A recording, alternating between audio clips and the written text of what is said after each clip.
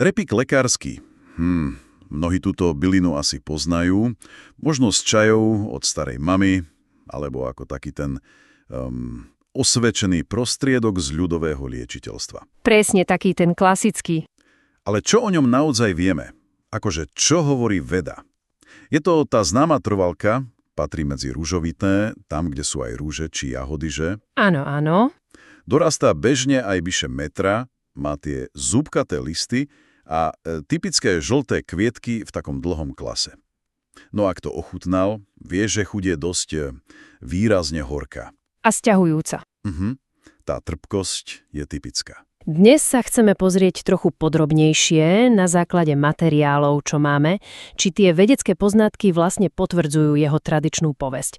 Poďme sa na to pozrieť. Jasné. No tradične sa repík používal naozaj, povedala by som, všestranne. Zdroje spomínajú jeho využitie pri zápaloch, na zastavenie krvácania, aj pri tráviacich ťažkostiach či na hojenie rán. To je celkom široké spektrum. Áno. A je fascinujúce, ako jeho chemické zloženie tieto účinky vysvetľuje. Obsahuje veľa trieslovín, najmä tanínov. No a to sú presne tie látky, čo zodpovedajú za tú trpkú, sťahujúcu chuť. A aj účinok. Aha, takže tá chuť priamo súvisí s tým, čo robí. Presne tak. Potom sú tam rôzne flavonoidy a fenolové kyseliny, a to sú známe silné antioxidanty. A práve viaceré výskumy, napríklad tie z Univerzity Tomáše Bati alebo aj z prehľadu v databáze CORE, potvrdzujú, že extrakty z repíka majú fakt výrazné antioxidačné schopnosti. Dokonca porovnateľné so známymi štandardami, ako je rutín. No a toto začína byť naozaj pútavé, keď sa pozrieme na tie konkrétne štúdie. Výskumy na zvieratách, napríklad na potkanoch a myšiach, potvrdili nielen protizápalové, ale aj analgetické účinky. Teda, že to tlmí bolesť. Čo je zaujímavé. A čo je dôležité, pri tých dávkach, čo testovali, sa neukázala nejaká toxicita pre obličky alebo pečeň.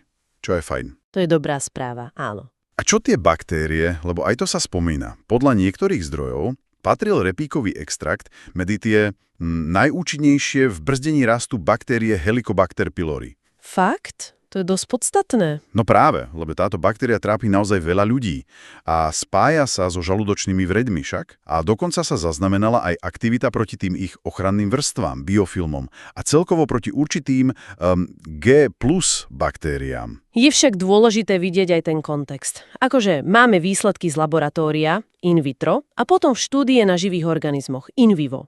A nie vždy to, čo funguje v skúmavke, bude rovnako fungovať aj v tele, že? Jasné, to je pravda. Napríklad bola jedna klinická štúdia, ktorá sa pozerala na syndrom draždivého čreva, IBS. A tam prípravok s repíkom pomohol zmierniť príznaky u ľudí s typom IBS, kde prevládala hnačka. Aha. Ale pri iných typoch IBS už taký efektívny nebol. Čiže to ukazuje, že to nie je nejaký univerzálny liek na všetko, ale skôr taká cielená pomoc.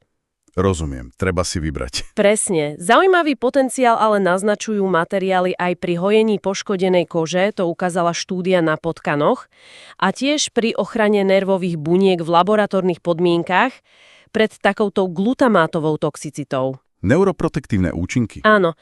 Ak to spojíme, tak sa otvárajú možno otázky aj pre využitie v dermatológii alebo pre ďalší neurologický výskum. Áno, a práve tá ochrana buniek, tá súvisí s jednou dôležitou vecou ohľadom dávkovania. Našla to štúdia z UVLF na bunkových kultúrach VERO. To sú také štandardné bunky v labákoch. A čo zistili? Ukázalo sa niečo veľmi zaujímavé, že nižšie koncentrácie toho extraktu bunkám vlastne prospievali, podporovali ich rast a aktivitu.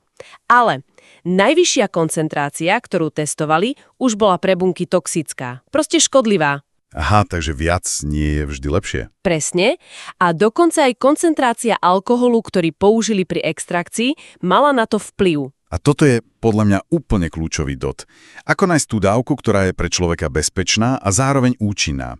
Pretože tie podklady, čo máme, neposkytujú konkrétne odporúčania pre dávkovanie, povedzme, repíkovej tinktúry u ľudí. Čiže len experimentálne dáta. Áno, uvádzajú len dávky z experimentov či už na zvieratách alebo in vitro. A hoci niektoré tie zvieracie štúdie pri určitých dávkach problémy nezistili, tie výsledky z bunkových kultúr jasne ukazujú, že viac naozaj nemusí znamenať lepšie. A vysoké dávky môžu byť rizikové. Takže opatrnosť je na mieste. Určite. A ideálne aj konzultácia s odborníkom, najmä ak by niekto zvažoval vyššie dávky alebo to chcel užívať dlhodobo. A nezabúdajme aj na tú chuť, tú horkú, trpkú, ktorá proste nemusí sadnúť každému. Takže keď to zhrnieme, čo si z toho odniesť? Podklady ukazujú, že repík má reálny, vedecky podložený potenciál. Vďaka tým antioxidantom a protizápalovým látkam. Vyzerá sľubne pri niektorých baktériách ako H. pylori, pri hojení rán, možno ako podpora pri tráviacich ťažkostiach, ktoré majú zápalový pôvod. Áno. Ale zároveň, a to je dôležité, tie štúdie zdôrazňujú pozor na dávku. Účinok zjavne závisí od koncentrácie a jasné odporúčania pre bezpečné a efektívne užívanie u ľudí z týchto zdrojov proste nemáme.